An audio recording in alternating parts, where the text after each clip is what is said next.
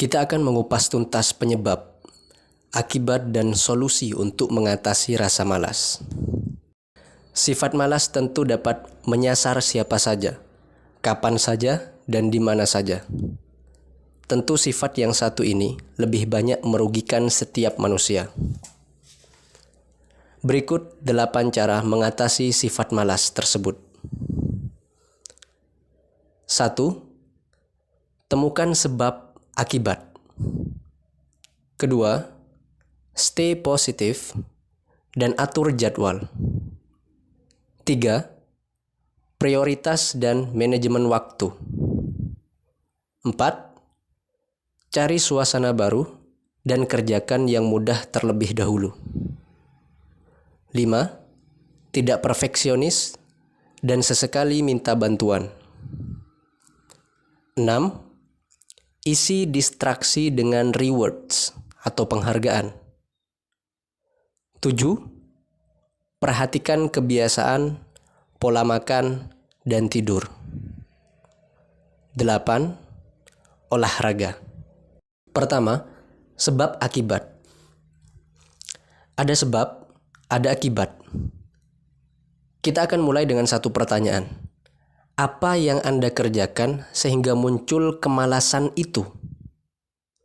Coba kita luangkan waktu untuk mengetahui faktor yang memicu rasa malas Anda. Tertekan, lelah, kewalahan, atau bahkan takut mungkin saja menjadi dalang di balik rendahnya motivasi Anda untuk beraktivitas. Anda bisa memulai proses tersebut dengan mencatat aktivitas harian yang Anda lakukan, setidaknya selama 1 minggu. Saya ulangi, setidaknya selama 1 minggu. Karena aktivitas ini akan membuat Anda lebih mudah mendeteksi kegiatan Anda dan menemukan pola yang mungkin menjadi celah kemalasan Anda.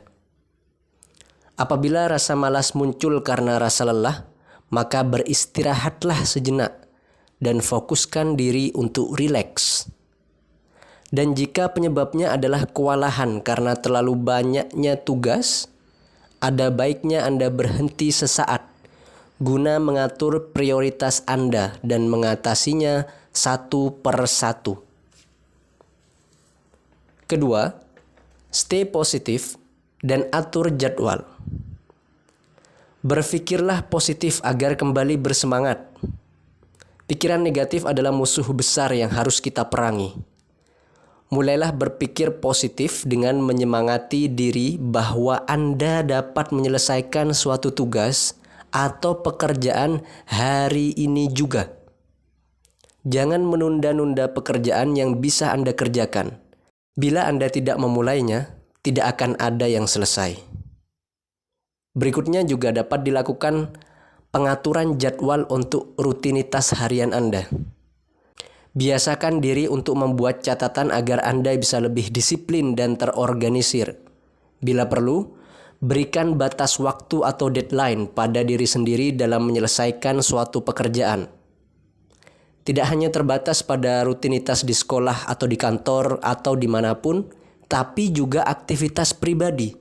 Contohnya, waktu yang Anda habiskan untuk makan atau menelusuri sosial media berapa lama?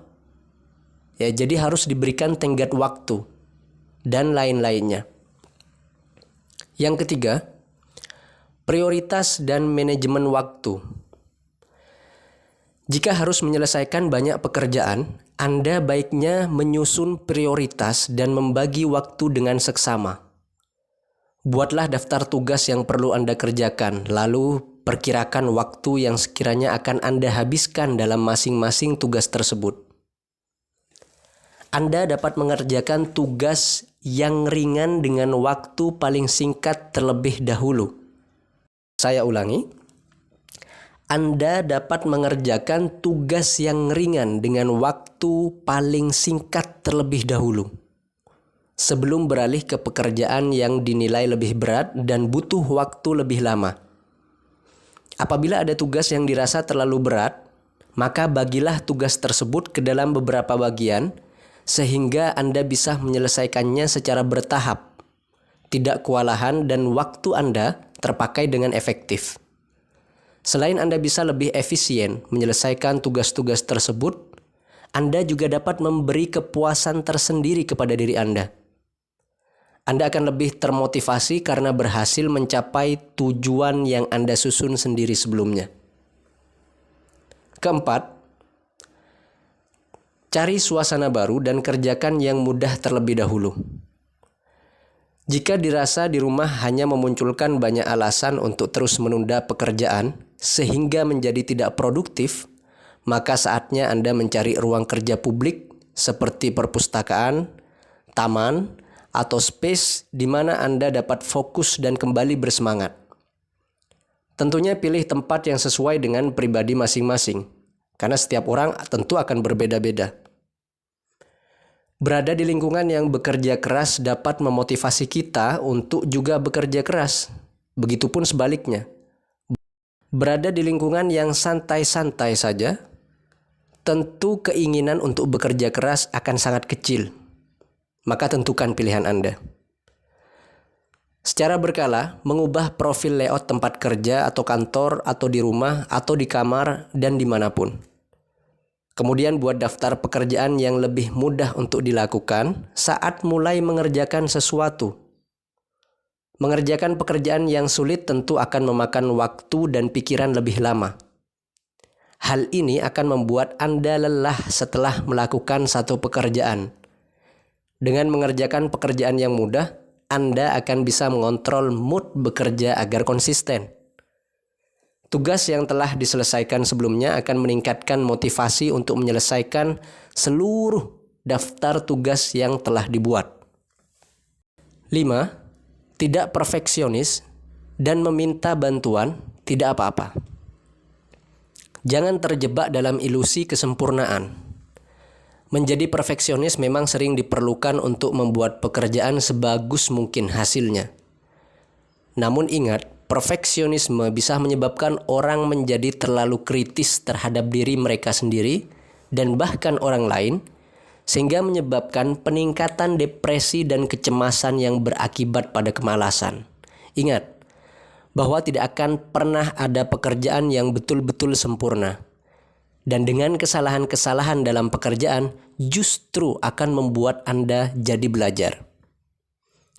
Banyak orang yang beranggapan bahwa meminta bantuan adalah tanda kelemahan. Tetapi ingat, tidak meminta bantuan bisa berpeluang gagal semakin besar. Apalagi jika kita belum menguasai pekerjaan tersebut. Meminta bantuan kepada yang lebih berilmu atau berpengalaman meningkatkan peluang Anda untuk lebih cepat menyelesaikan pekerjaan yang belum Anda ketahui. Tentu terhubung dengan orang-orang yang lebih ahli yang Anda percaya juga jadi cara menghilangkan rasa malas yang bisa meningkatkan motivasi dan semangat. 6. Isi distraksi dengan rewards atau penghargaan.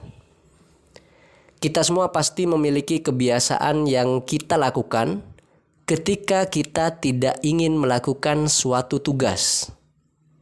Nah, distraksi tersebut bisa berupa berselancar di media sosial, ngopi, atau menekuni hobi. Cari dan saringlah cara untuk membuat kegiatan ini lebih sulit untuk diakses. Carilah tempat yang tenang untuk bekerja, atau Anda bisa menjadikan kegiatan distraksi menjadi rewards saat suatu pekerjaan sudah selesai nantinya. 7. Perhatikan pola tidur dan makan. Saya sarankan untuk tidur lebih awal atau tepat waktu di malam sebelumnya. Biasanya godaan kerap menghampiri di waktu malam. Misalnya bermain HP, bermain games, menonton televisi hingga larut malam, dan lain-lain. Kita begadang sehingga waktu tidur berkurang. Akibatnya kualitas tubuh saat bangun menjadi kurang. Karena kita tidak memiliki waktu cukup untuk mengembalikan energi tubuh di malam hari. Oleh karena itu, pastikan untuk istirahat yang cukup. Dengan tidur setidaknya 6-8 jam di malam hari agar tubuh bugar keesokan harinya. Daripada mengkonsumsi makanan berat yang mengandung minyak yang sangat banyak, lebih baik mengkonsumsi makanan sehat, baik itu kualitas makanan maupun jumlahnya. Misalnya dengan mengkonsumsi sayur dan buah, serta meminum banyak air putih. Disarankan sebaiknya tidak meminum banyak minuman bersoda. Dalam sebuah hadis, Nabi Muhammad SAW mengajarkan tidak berlebih-lebihan dalam makan. Rasulullah SAW menganjurkan makan beberapa suap saja untuk menegakkan tubuh. Dengan demikian, kapasitas lambung itu harus 1/3 untuk makan, 1/3 untuk minum, dan 1/3 lagi untuk bernafas. 8. Olahraga dan berdoa.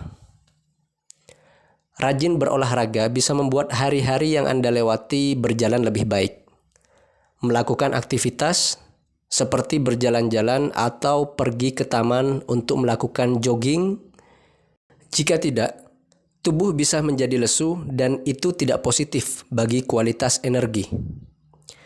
Selain itu, kita memohon perlindungan kepada Allah dari rasa malas yang membelenggu.